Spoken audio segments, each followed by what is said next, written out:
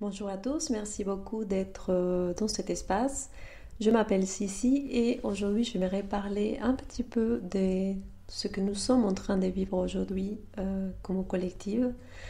Pour ceux qui sont au courant par rapport à ces mouvements astrologiques, on a changé d'ère euh, et on a passé de l'ère du poisson à l'ère du Verseau.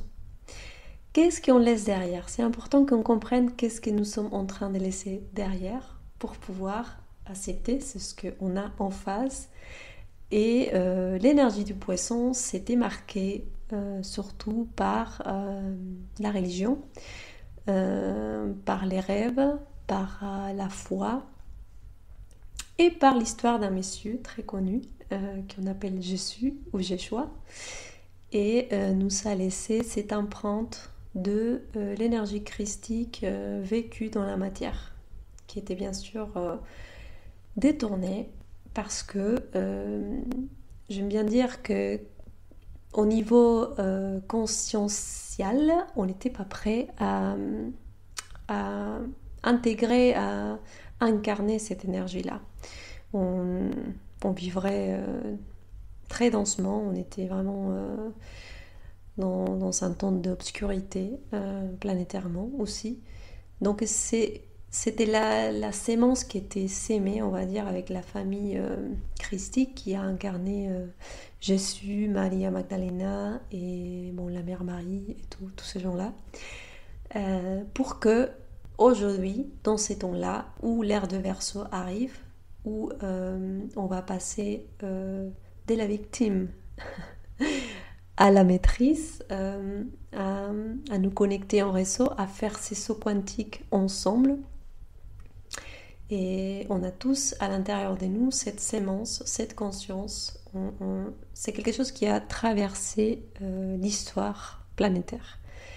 Où on aille, il y a un Messias, il y a un sauveur, il y a cette conscience christique interprétée par un personnage ou un autre, mais il y a des traces dans la planète, partout, de cette énergie-là. Il y a eu aussi des saints et des personnages qui ont apparu aussi tout au long de notre histoire pour nous laisser cette empreinte et ces messages de qu'un jour, on allait être tous appelés à réveiller cette conscience à l'intérieur et le rayonner.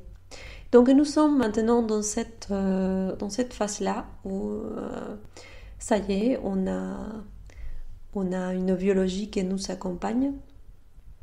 On a assez développé le mental pour pouvoir comprendre c'est ce qui nous est en train d'arriver. Imaginez sinon si ça devrait se vivre de manière inconsciente, ça n'aurait aucun sens.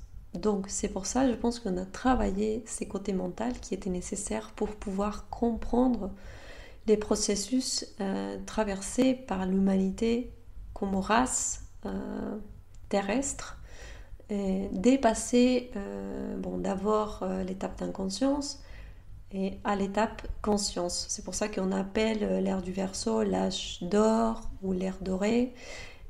C'est parce que les rayons dorés représentent la sagesse. Et la sagesse n'a rien à voir avec l'intellect. La sagesse, c'est la connaissance. Je connais car j'ai traversé, j'ai vécu cette chose, je la connais avec tout mon corps, ma conscience, mon émotion, je la connais.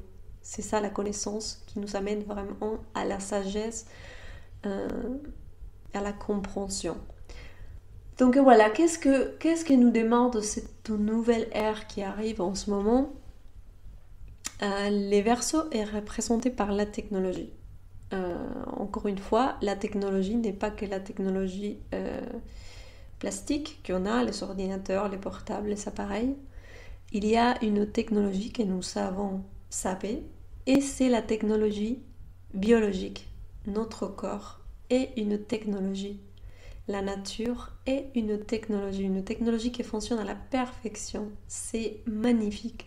quand on commence à comprendre comment fonctionne son corps, comment fonctionne la nature, on commence à comprendre comment cette technologie est précise et magnifique et elle est faite pour nous maintenir en vie, même si on a des habitudes ou des rituels qui nous détruisent ou nous autodétruisent. Nous avons des très mauvaises habitudes, nous faisons de mal, nous avons des mauvaises pensées, nous faisons tout vraiment pour nous autodétruire, mais notre biologie, elle essaye au max de nous maintenir en vie jusqu'au jour où on se réveille et on puisse prendre vraiment les dessus sur ces mécanismes inconscients, en fait, cette homéostase inconsciente, que dans un moment donné, et surtout maintenant, nous est demandé de prendre la responsabilité. Donc l'ère du Verseau va nous demander de prendre conscience d'abord de la technologie biologique que nous avons tous en main, dans notre propre corps. Une fois qu'on a vraiment compris comment fonctionne notre machine biologique, on peut comprendre aussi comment fonctionne la biologie de la Terre. La Terre, elle a aussi sa propre biologie, ses systèmes organiques. Nous sommes un fractal de cette planète. Nous sommes ses enfants. Nous sommes faits à l'image et à la ressemblance de la Terre. Donc tout ce qu'il y a en nous, il y a aussi dans la Terre. Donc la phase suivante, c'est comprendre la biologie de la planète dans laquelle nous sommes. Pour moi, la planète est une navette spatiale biologique, en fait. Voilà. Donc une fois qu'on a compris cette technologie-là, à quoi ça sert ? Une fois qu'on a compris qui nous sommes, les potentiels que nous avons, la performance de notre biologie, de notre capacité émotionnelle, psychologique, à quoi ça sert si on n'arrive pas à se connecter les uns et les autres et échanger cette information ? Encore une fois, si moi je suis un fractal de comment fonctionne la Terre, ça veut dire que les autres aussi c'est des fractales. Et pourquoi nous sommes autant des êtres humains aujourd'hui sur Terre ? Pour moi, nous sommes des neurones et nous avons chacun un donné, que nous devons partager les uns et les autres pour faire une synapse et comprendre les grands tout. Si on connecte tous ces points d'information, c'est un peu comme la géométrie sacrée. Ce qui connecte l'information, c'est les points, c'est les nodes. Et si on ne fait pas ça, il n'y a pas une conscience collective. Je ne peux pas connecter avec quelqu'un d'autre si je me sens séparée et seule. C'est comment imaginer que je suis séparée de la Terre, c'est impossible. Donc ça, c'est très important de comprendre qu'aujourd'hui, l'ère du Verseau va nous demander de fonctionner en réseau. Bon, d'abord, c'est important de se connaître soi, de se comprendre soi, de savoir comment fonctionne la Terre sur laquelle nous sommes, pour que les échanges qu'on puisse avoir soient des échanges purs et nets, et avec une autre vibration que ce qu'on connaît jusqu'à présent, la compétition, et la lutte, la survie et tout ça. Maintenant, dans cette nouvelle ère, tout ça, c'est fini. Cette vieille matrix est en train de s'effondrer. Nous sommes en train de le voir. Notre monde tel qu'on le connaît est en train d'écouler. Mais pour donner naissance à un nouveau monde qui arrive et qui attend que chaque être humain, que chaque individu fasse sa part. Et cette part qu'on doit faire, c'est juste prendre conscience de soi, prendre conscience de ces rôles que nous avons tous dans cet éveil, dans cette remise des lumières dans toutes nos parts inconscientes. Et on ne peut pas continuer à se battre, on ne peut plus continuer à compétir, à projeter nos besoins, à faire ce qu'on a fait jusqu'à présent. Si on ne passe pas d'abord par cette phase de compréhension que nous sommes tous un, et que quand je fais ma part, par conséquence, je peux rayonner ça dans mon environnement plus près, et les autres cellules, les autres neurones vont se rappeler aussi de que c'est quelque chose qu'on va tous faire à un moment ou l'autre. Là, je fais une parenthèse pour dire aux gens qui sont dans cet éveil qu'il n'y a pas de pression, il faut le faire vite, il faut le faire tout d'un seul coup, il faut se dépêcher, il faut faire mieux que les autres, il faut pousser les gens à le faire, il faut faire ci, ça, ça, ça, ça. Tout ça, c'est l'ego spirituel. Encore une fois, on est tombé dans un autre piège pour éviter l'éveil et on est là encore bloqué sur essayer de faire pour les autres, de sauver les autres, de mettre deux choses qui pour moi sont un signe dès qu'on est dans le mauvais chemin moral, mettre la morale sur notre chemin de vie et des dogmes. Ces deux schémas-là, pour moi, c'est l'ego. Donc je vous invite à vraiment prendre conscience de si les décisions que vous le preniez depuis votre âme, parce que tu peux arrêter de manger de la viande par morale, par donner la morale aux autres, et tu n'as pas vraiment compris l'essence de ne pas manger de la viande. C'est pas pour être meilleur, au plus bon, au plus gentil, au plus sympa, ou montrer. C'est vraiment quand on a fait le schéma intérieur de comprendre que les autres animaux, c'est des êtres vivants qui partagent avec nous cette expérience de vie-là. C'est quand tu fais ces mouvements intérieurs que tu peux vraiment devenir végétarien ou végan ou continuer à manger de la viande. Parce qu'encore une fois, tout dans cette vie est à notre service pour nous expérimenter au max des possibles. Donc pour finir un peu, parce que je ne veux pas donner beaucoup trop d'informations pour pas vous faire collapser, parce que c'est très important d'avoir des petites doses, de réfléchir à cette petite dose d'information, faire son schéma individuel. C'est que les énergies ont changé et qu'il faut qu'on se synchronise à ces changements-là. Dès que maintenant, c'est nous qui avons demandé ces changements. C'est pas les extraterrestres, c'est pas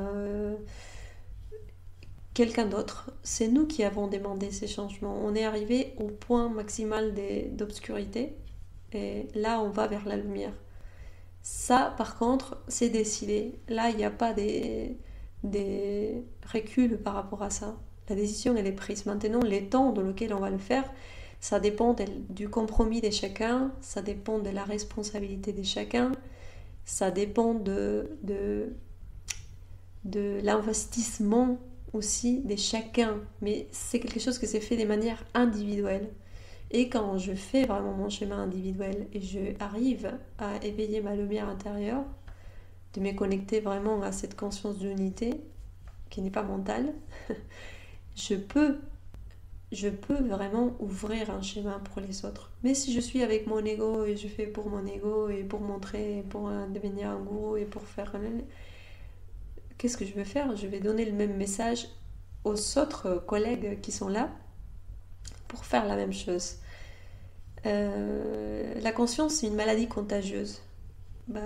On n'a qu'à regarder notre monde pour voir comment on est aujourd'hui. Mais la conscience, c'est aussi une guérison contagieuse.